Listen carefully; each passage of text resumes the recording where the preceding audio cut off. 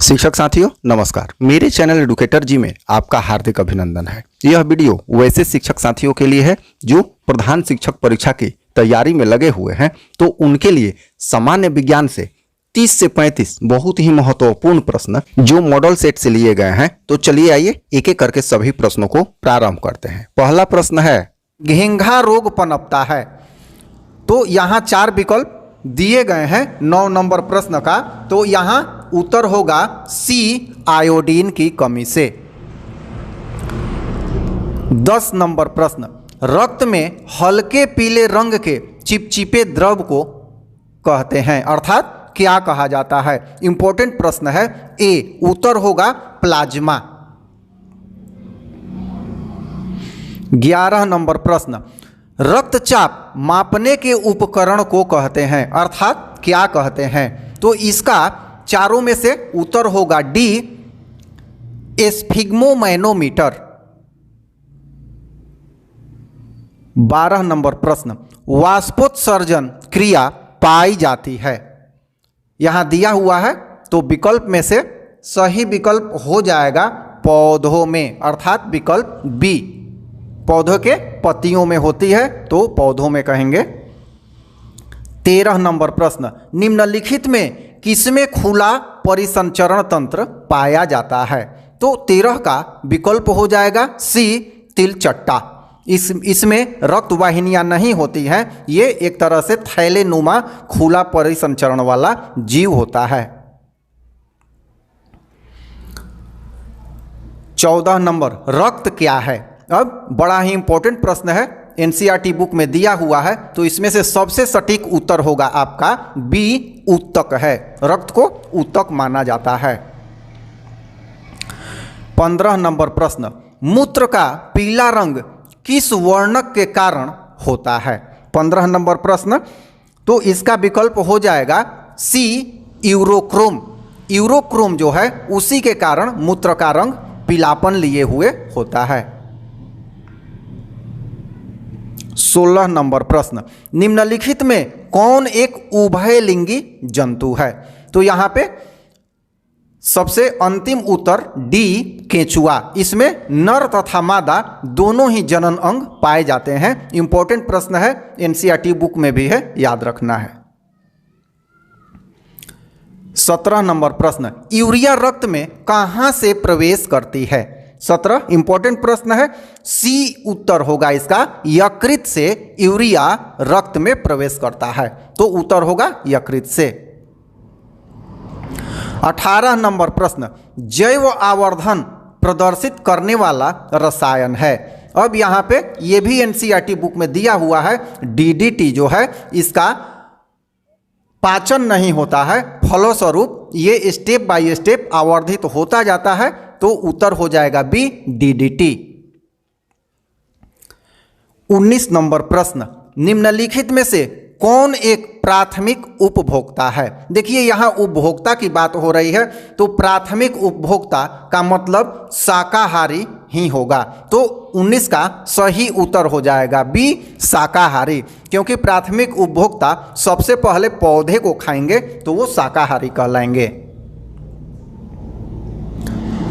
20 number प्रश्न, निम्नलिखित में कौन एक भूमिगत जल का उदाहरण है, अर्थात जो भूमि के नीचे जल है। तो यहाँ पे सबसे सटीक उत्तर होगा ए, कुआं। क्योंकि ऊपर के मिट्टी को हटा के जो जल निकाला जाता है तो भूमिगत जल कहलाएगा। तो इसका उदाहरण यहाँ पे कुआं होगा। 21 नंबर प्रश्न, प्राकृतिक चुनाव अर्थात प्राकृतिक चयन भी कहा जा सकता है द्वारा जीवों का विकास कहलाता है। तो यहाँ पे 21 का सही उत्तर हो जाएगा डार्विनवाद कहलाता है। क्योंकि चार्ल्स डार्विन ने प्राकृतिक चयन का सिद्धांत दिया था। 22 नंबर प्रश्न, हरे पौधे कहलाते हैं। अब हरे पौधे क्या कहलाते हैं, तो हम जानते हैं कि हरे पौधे उत्पादक कहलाते हैं। तो उत्तर हो जाएगा यहाँ सी, उत्पादक। 23 नंबर प्रश्न, अंडोत्सर्ग का कारण है। यहाँ पे दिया हुआ है, ये थोड़ा सा एनसीईआरटी बुक से बाहर है, इसे आप याद रखेंगे। एलएच, एस्ट्रोजन, FSH इनमें से कोई नहीं। तो 23 का सही उत्तर हो जाएगा FSH। इसका अर्थ होता है फॉलिक स्टिमुलेटिंग हार्मोन। ये FSH जो होता है इसी के कारण अंडोत्सर्ग होता है।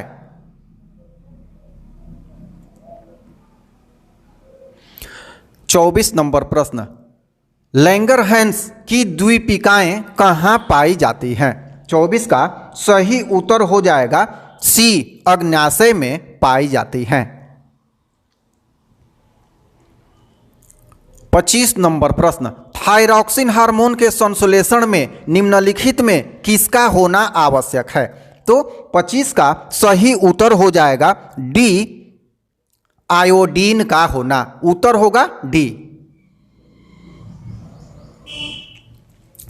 26 नंबर प्रश्न, निशल कणिकाएं पाई जाती हैं।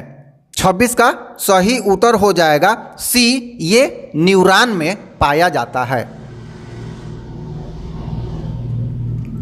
27 नंबर प्रश्न, मानव मस्तिष्क का वजन होता है।